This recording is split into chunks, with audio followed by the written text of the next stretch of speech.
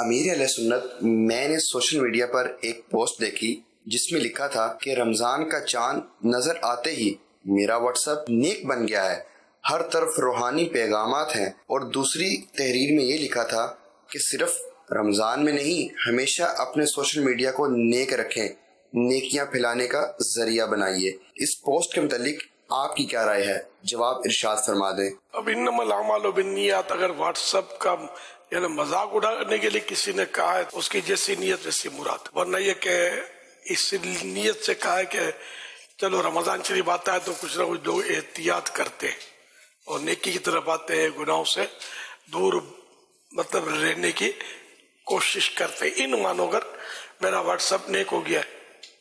تو یہ تو تعبیر درست معلوم ہوتی ہے۔ پھر یہ مزید یہ مشورہ دینا یا دعا کرنا کہ میرا واٹس ایپ سارا ہی سال نیک رہے، یعنی اس کے ذریعے میں گناہ نہ کماؤں، صرف نیکیاں کروں، یہ بھی بظاہر تو درست ہی ہے۔ واقع ہونا بھی یہی چاہیے کہ واٹس ایپ ہو یا کوئی بھی چیز ہو تو اس کو اللہ اور رسول کی نافرمانیوں میں استعمال نہ کیا جائے۔ تو واٹس ایپ کے ذریعے نیکیاں تو کمائی جا سکتی ہیں اور گناہ بھی کمائے جا سکتے ہیں، اور لوگ زیادہ تر تو گناہوں بھرا ہی استعمال کر رہے ہیں اس کا،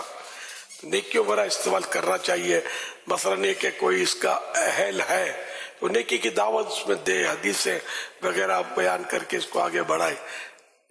یا اگر خود بیان کرنے کا اہل نہیں ہے، شرعاً اس کو اجازت نہیں ہے تو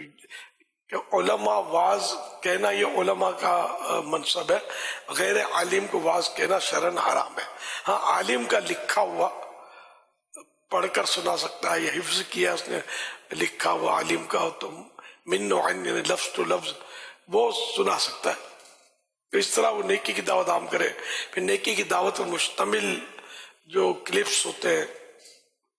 جیسے کہ دعوت اسلامی کے کلپس کافی ہوتے ہیں نیکی کی دعوت دینے کے تعلق سے، تو اس طرح کے کلپس بھی وائرل کرے تو یہ ثواب کمانے کے ذرائع تو ہیں، تو صرف یہ استعمال کرے تو بھی ثواب کمانے کے ذرائع بھی بہت سارے ہیں، لیکن نفس کا کیا کرے، وہ گناہوں بڑے ذرائع میں ہی بندے کو دھکیل دیتا ہے۔ اللہ پاک ہم سب کو نیک بننے کی ہدایت دے۔